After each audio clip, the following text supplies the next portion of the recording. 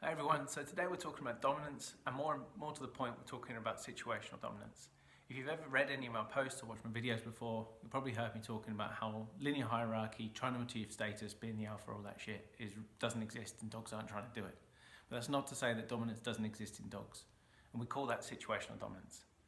It comes down to when a dog tries to maintain a resource, there is a conversation between two individuals and one of them maintains the resource. They have dominated the situation, but that doesn't mean they're dominant over the other individual. Now, when it comes down to it, it comes back down to how much the dog values that resource at the time. Because while one dog might guard the food when it's really, really hungry, but later in the day, it probably just doesn't care, it's going to be less inclined. So you have a different conversation. Same with when there's two dogs in a household, we'll often see different resources mean different things to different dogs. So for example, one dog values food, the other dog values a ball, for example. Now, this is how we get a flexible hierarchy. And this is normal. This is what happens in our world every day. We dominate certain situations because we value certain things more than others at the time.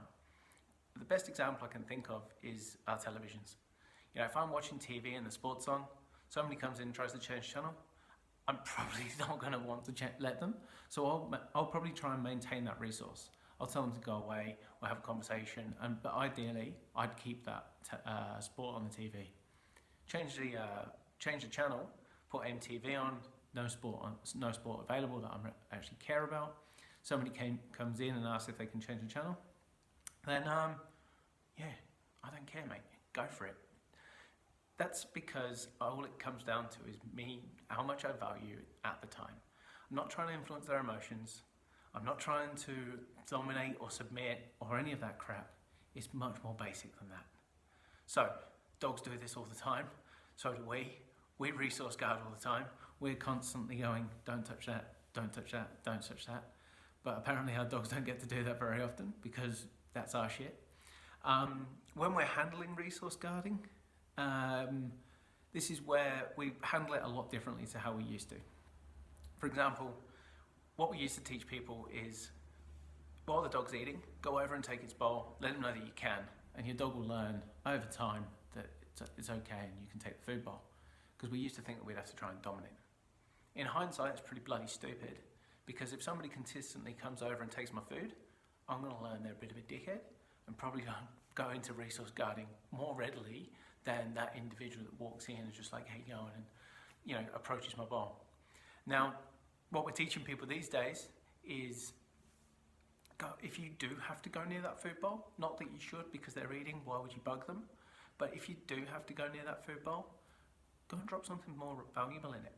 Go and make sure that every time your hand goes towards it, your dog thinks that this is the best thing ever.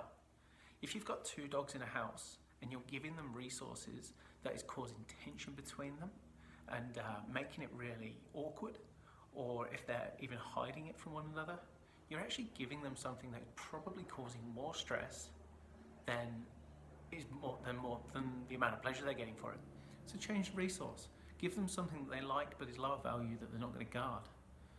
If your dog is consistently guarding against you because you're near its food bowl, feed it separately. It's not rocket science. We actually just don't need to test our dogs. There's no need. They're pet dogs. We get them for comfort. So remember, guys, when the dog is guarding its food, when it's trying to maintain its resource, it's because it's been made uncomfortable by the one that's taking it, not because it's trying to dominate. Do not reprimand them. It's not appropriate. If you've got any questions, put them in the comments. Other than that, have a great day, guys. Thank you.